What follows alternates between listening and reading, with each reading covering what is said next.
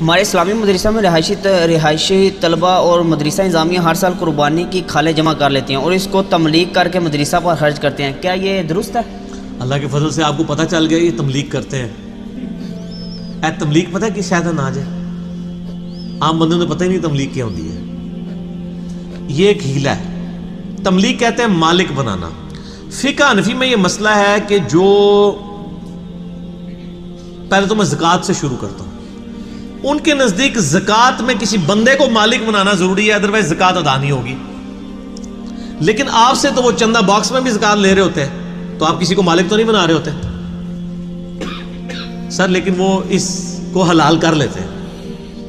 وہ کیا کرتے ہیں، وہ جب چندہ باکس کھولتے ہیں نا تو سامنے غریب اسٹوڈنٹس بلاتے ہیں، بٹھا لیتے ہیں۔ سپوز 1 لاکھ روپے چندہ اکٹھا ہوا زکوٰۃ کا، وہ تو استعمال کرنا اس کو حرام سمجھتے ہیں، کہتے ہیں تملیغ ہوئی نہیں، مالک تو بنایا نہیں گیا، تو جرنل کسی نے چندے میں ڈالا ہوا ہے نا۔ وہ ایک اسٹوڈنٹ کہتے ہیں لو جی یہ 10,000 روپے آپ کو میں نے اس کا مالک بنایا، دوسرے کو بھی 10 دیا، کرتے کرتے 10 کو 10 دے دیا، لاکھ پورا ہو گیا۔ اینڈ پہ کہتے ہیں آپ یہ مدرسے کو گفٹ کر دیں۔ ہاں اللہ اکبر، یہ کتاب الحیل پورا چیپٹر ہے صحیح بخاری میں، امام بخاری نے کتاب الحیل چیپٹر بنا کے اسی حنفیوں کے ان مسئلوں کے مذاق اڑایا کہ یہ کس قسم کے ہیلے کرتے ہیں۔ جیسے وہ یہودیوں نے ہفتے والے دن شکار منع تھا نا، تو وہ کیا کرتے تھے، ہفتے والے دن مد و جزر میں نا پانی چڑھتا تھا سمندر کا، انہوں نے نا سمندر کے ساتھ بڑے بڑے گڑھے کھود لیے تھے۔ جب پانی چڑھتا تھا نا تو مچھلیاں جو ہے نا وہ ان گڑھوں میں آ جاتی تھی، جب پانی اترتا تھا تو گڑھوں سے اتوار والے دن شکار کر لیتے تھے، کہتے تھے ہم نے تو ہفتے کو شکار ہی نہیں کیا۔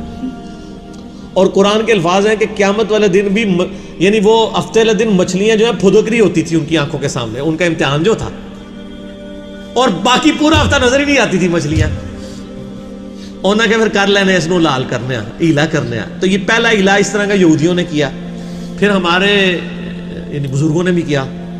احترام سے ہی نام لینا چاہیے نا، تو جن کے بزرگ ہیں وہ تو احترام سمجھتے ہیں۔ اور یہ باقاعدہ فتاوی الفگیری میں یہ سارے لکھے ہوئے ہیں، اس سے بھی بڑا لکھا ہوا ہے۔ وہ کہتے ہیں اگر ایک خامند ہے اس کے پاس 7.5 تولے سونے سے زیادہ سونا موجود ہے تو زکوٰۃ بنتی ہے، تو جب شرعی سال پورا ہونے والا ہو 1 دن پہلے اپنی بیوی کو گفٹ کر دیں تو اس پہ زکوٰۃ دی، کیونکہ سال پورا نہیں ہوا۔ سر ادھر یہ سٹوری ختم نہیں ہوئی ہے، یہ ڈونکی راجہ فلم یہاں پہ ختم نہیں ہوئی۔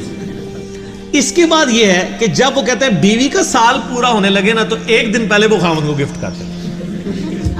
اگے تسی پھر کاؤ اڑا چڑی اڑی سارے اڑ گئے، ٹھیک ہے نا جی، اے اڑا اڑی چلتا رہے گا تو زکوٰۃ نہ خامد تے نہ بیوی تے۔ یہ مسئلے لکھے ہوئے ہیں ریٹن میں جو مذاق نہیں اڑا رہا ہوں، یہ لکھے ہوئے ہیں اور ہماری متیں ماری ہوئی ہیں ان لوگوں نے۔ یہ کتاب الحیل پورا چیپٹر ہے ہیلے کا جی فقہ حنفی میں، تو اس طرح تو کوئی بھی نہ دے۔ تو یہ تملیغ اس طرح کرواتے ہیں، وہ کیا کرتے ہیں، وہ اسٹوڈنٹس کو مالک بناتے ہیں۔ اور اچھا اب ان کا یہ بھی مسئلہ ہے کہ زکوٰۃ جو ہے نا یہ مدرسے پہ لگ سکتی، مسجد پہ نہیں، اس میں بھی وہ تملیغ کروا لیتے ہیں، گفٹ لے لیتے ہیں۔ قربانی کی کھالوں کے والے سے بھی کر لیتے ہیں، حالانکہ وہاں ان کو بتائیں تملیغ کی ضرورت نہیں ہے۔ میں ان کو فقہ حنفی کا مسئلہ بتاتا ہوں کہ سر یہ زکوٰۃ میں تملیغ کا مسئلہ ہے، قربانی کی کھالوں میں تملیغ کا مسئلہ نہیں ہوتا۔ قربانی کی کھالوں کا پیسہ مدرسے میں ڈائریکٹ آپ لگا سکتے ہیں فقہ حنفی کے مطابق۔ ہمارے مطابق تو سب کچھ ہی کر سکتے ہیں، کیونکہ ہمارا مطابق تو قرآن میں سورہ التوبہ کی آیت نمبر 60 میں زکوٰۃ کے 8 مصارف لکھے ہوئے ہیں، ان میں 8واں ایک مصرف ہے فی سبیل اللہ۔ آپ ہر کام میں ایون پمفلٹ بانٹ کے بھی تقسیم کر سکتے ہیں، پبلک ویلفیئر کا کام بھی کر سکتے ہیں، چیف جسٹس کے ڈیم فنڈ میں بھی آپ زکوٰۃ جمع کروا سکتے ہیں، اس میں تملیغ کوئی ضروری نہیں ہے۔ اور جہاں تک صدقہ خیرات ہے اور قربانی کی کھالیں، اس میں تو فقہ حنفی میں بھی تملیغ کوئی نہیں، تملیغ صرف ہے زکوٰۃ میں۔ اس میں اگر کوئی کرتے ہیں، البتہ وہاں تملیغ اس لیے کرنی پڑے گی کہ وہ کہتے ہیں کہ جی کھالوں کا پیسہ مسجد پہ نہیں لگ سکتا، مدرسے پہ لگے گا، لگ سکتا ہے، زکوٰۃ کا پیسہ بھی مسجد پہ لگ سکتا ہے۔ ظاہر ہے وہ پہلے میں نے بتایا نا کہ بیت المال ایک جگہ ہی ہوتا تھا، وہیں زکوٰۃ آتی تھی، وہیں پہ مال غنیمت آتا تھا، وہیں سے ڈسٹریبیوٹ ہوتا تھا، وہ مسلمانوں کا بیت المال ہوتا تھا۔ تو یہ اس طرح کی تفریق کرنے کی ضرورت نہیں ہے۔ آپ جو فی سبیل اللہ کے لیے خرچ کرتے ہیں وہ کسی بھی ایکٹیویٹی میں پرفارم کر سکتے ہیں، مسجد میں بھی۔ اور پھر وہ کہتے ہیں حرام کا پیسہ آپ مسجد کے ٹوائلٹ بنا لیں، یہ بھی ہوتا ہے۔ کئی لوگوں سے کہتے ہیں سودی پیسہ سانو دے دو، اسی لیٹرینہ بناواں گے۔ یار لیٹرین بھی پاک پیسے کی ہونی چاہیے، کیوں؟